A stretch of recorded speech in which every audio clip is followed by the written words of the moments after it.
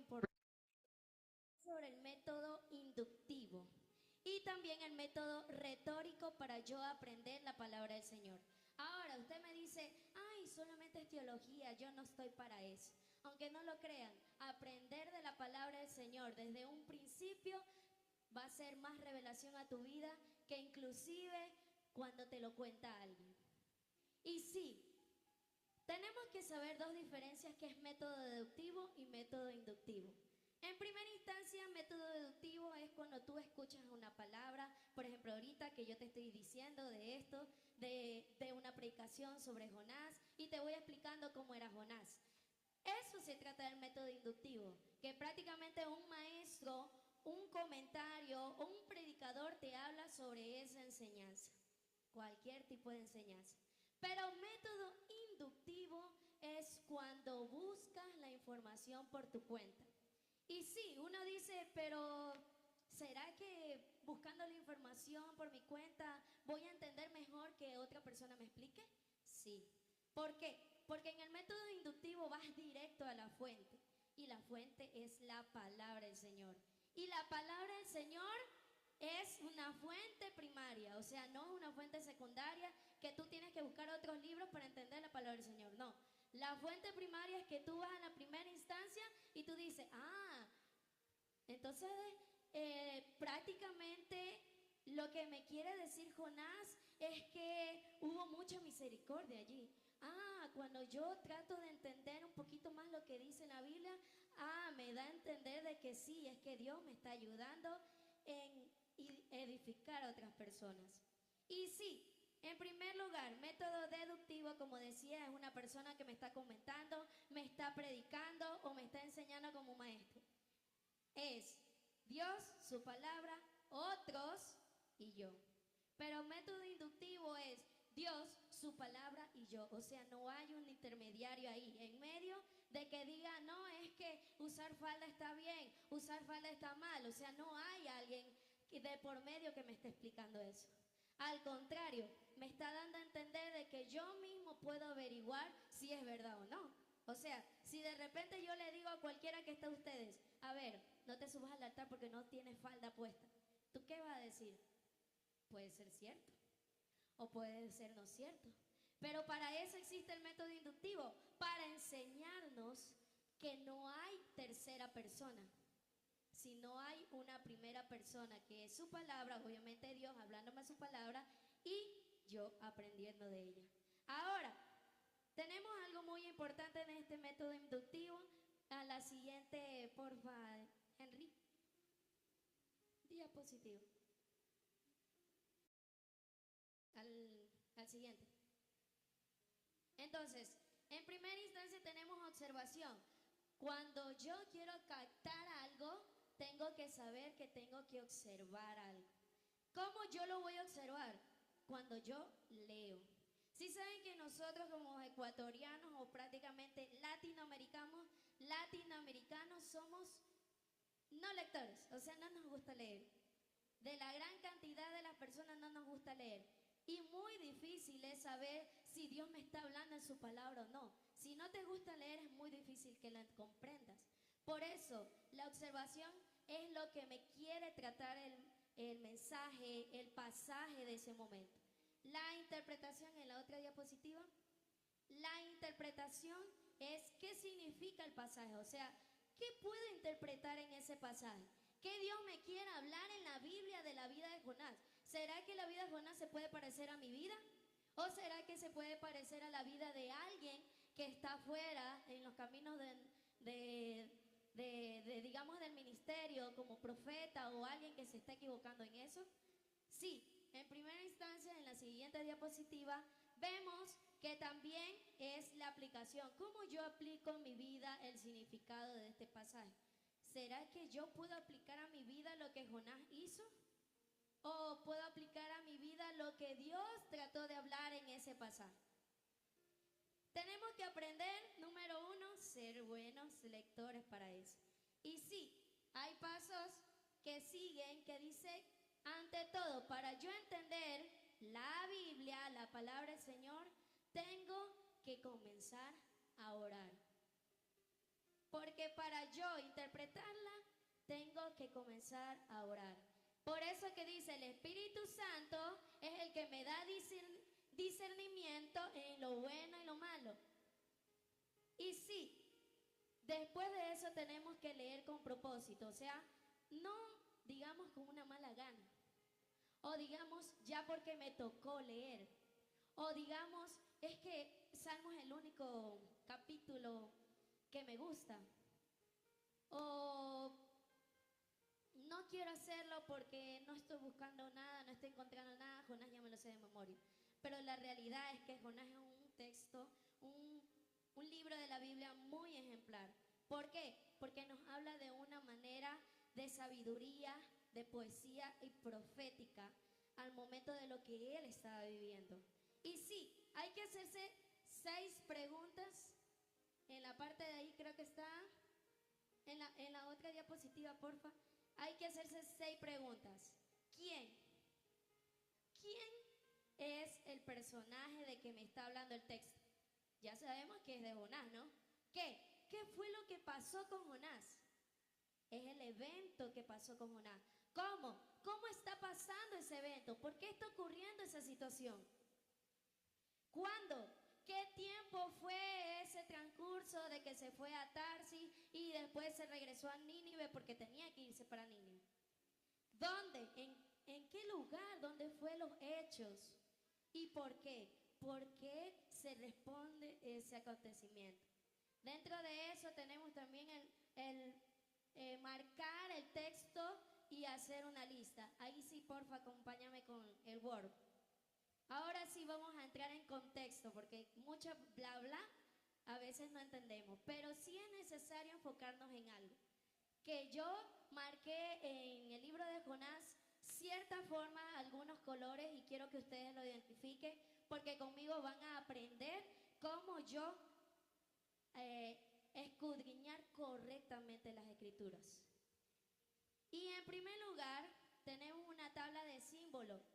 La tabla de símbolos es como, por ejemplo, yo sé que Jonás es una persona, que yo voy a poner una personita. Yo sé que el Espíritu Santo puedo basarlo a una nube o lo puedo poner como una paloma. También un símbolo podría ser Jesucristo, una cruz, o también Dios, como puede ser un triángulo como basado en la Trinidad. Ahí tenemos el Word. Hazlo un poquito más amplio, Henry, por favor. Entonces, vamos a aprender a identificar esto, las palabras que se repiten. En primer lugar, vamos a buscar lo que es Jonás y el acontecimiento que Jonás tuvo. Ya lo marqué ahí, pero sí me gustaría que ustedes identifiquen rápidamente porque aquí vamos a ganar premios. A ver, dice así, todo aquí está resumido de lo que es Jonás. No está, si mal no recuerdo, no está lo que es título y subtítulo. ¿Por qué? Porque dentro para investigar y para poder conocer método inductivo tienes que quitarle el título y el subtítulo. Y uno dice, ay no, es que no hay que hacerlo. Sí, porque anteriormente se lo realizaba así, o sea, cuando vinieron en 1350 ahí colocaron lo que es los títulos y los subtítulos. Pero mientras tanto ahorita no vamos a utilizar eso, ¿no? Ok, tenemos en primer lugar, dice, vino palabra de Jehová a Jonás, hijo de Amitai, diciendo, levántate y ve a Nínive, aquella gran ciudad, y pregona contra ella, porque ha subido su maldad delante de mí. En ese primer versículo, ¿qué encontramos ahí? ¿De qué personaje encontramos ahí? ¿Y quién es ese personaje? A ver. Jonás, excelente, pero ¿qué más me dice en color amarillito? Hijo de Amitai. Entonces, ya sé que en primera instancia, ¿quién es el personaje? Jonás, hijo de Amitai. Ahora, ¿quién usted cree que le dice levántate y ve? Dios, ¿pero a quién? A Jonás, excelente. Acá tenemos, y Jonás se levantó para huir. ¿Qué más nos dice de referencia a Jonás? Ayúdame por favor, Miguel, en la parte amarillita.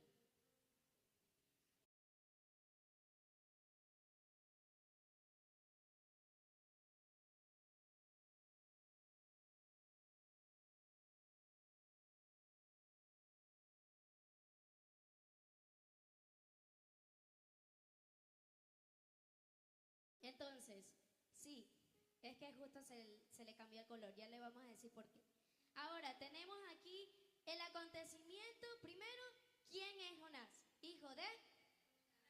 Ahora, ¿qué hizo Jonás? Huyó, se levantó primero y huyó. Después, ¿qué dice que hizo Jonás? Halló una nave y partió a Tarsis, o sea, se fue del lado contrario. Si saben que en un mapa, ya después les voy a enseñar, hay un mapa, Tarsis del lado, digamos, izquierdo y Nínive del otro lado. O sea, prácticamente se fue para el otro lado. Vamos, sigamos bajando. Sigamos bajando por... No sé si eso es verde o amarillo. Creo que es amarillo. No, porque yo no puse ese color, ¿o sí? Bueno, ya, es verde. Ok, sigamos. ¿Qué más hizo Jonás? A ver, tú alzaste la mano. ¿Qué dice? Pero Jonás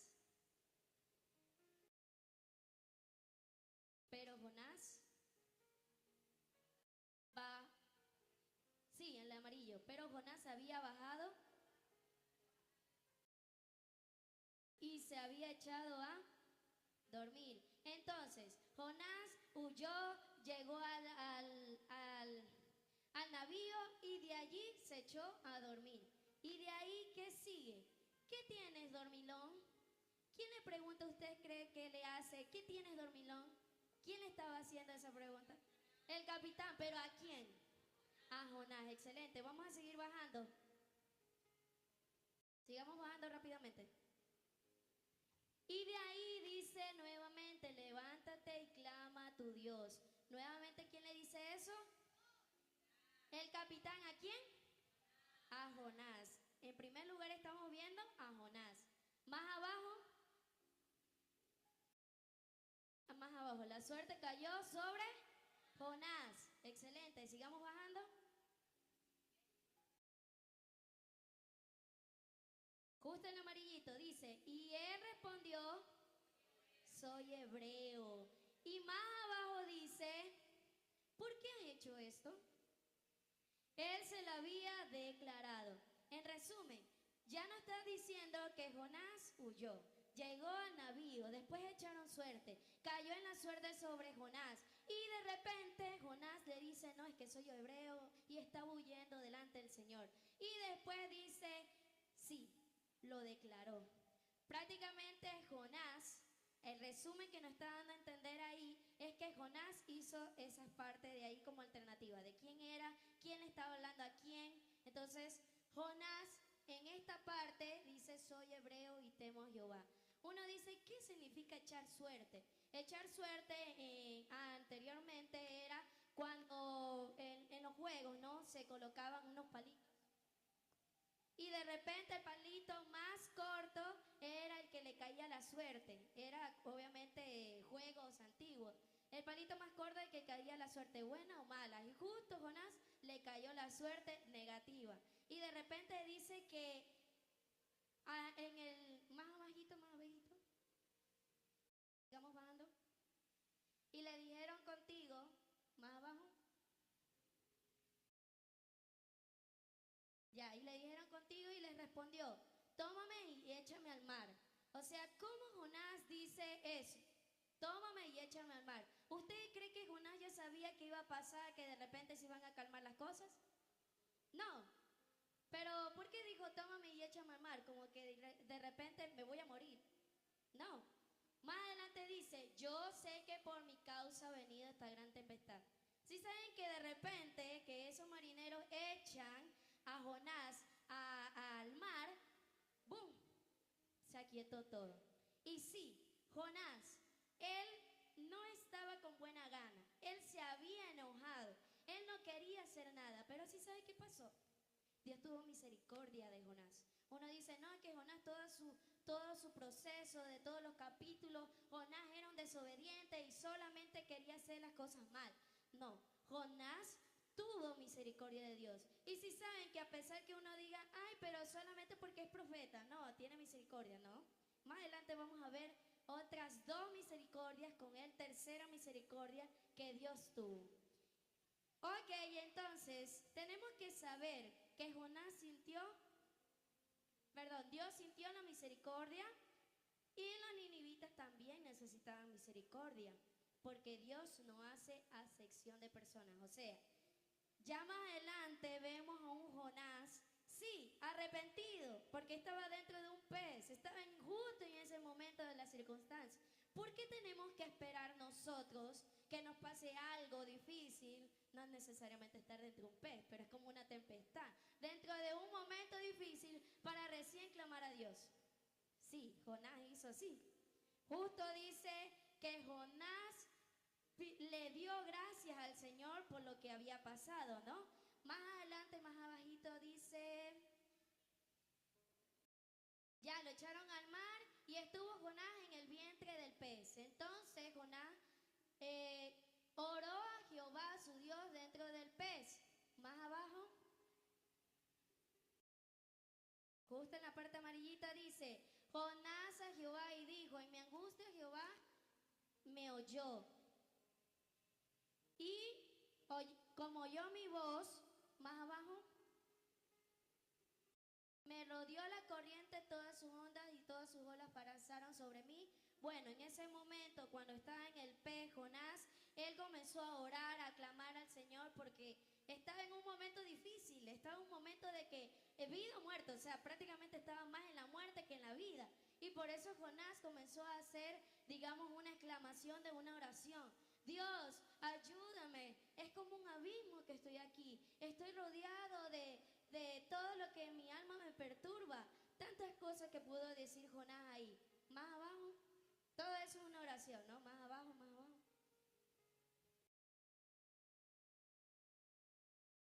Y ahí dice, hasta mi alma desfallece, ¿no? Ahí ya terminó la primera parte, ¿sí? Ya, ahí sigue. Mas yo con voz de alabanza te ofreceré sacrificio y pagaré lo prometido.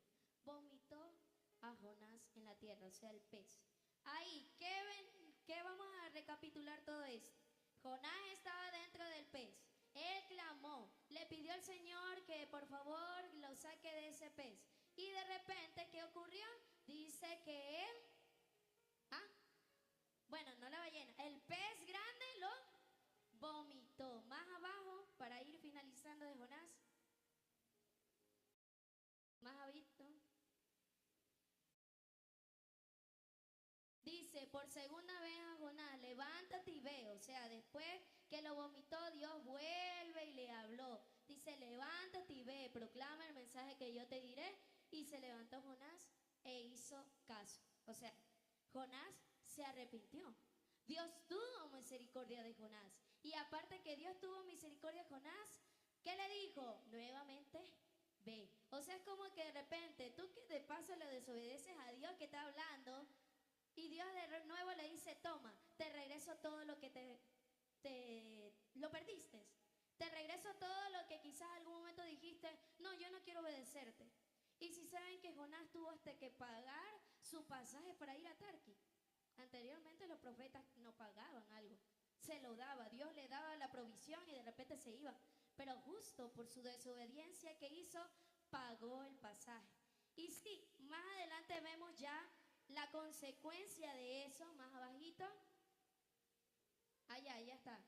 Y comenzó Jonás a entrar por la ciudad, caminó un día predicando, diciendo de aquí a 40 días. O sea, de allí dice que 3 días duró caminando alrededor de esa ciudad.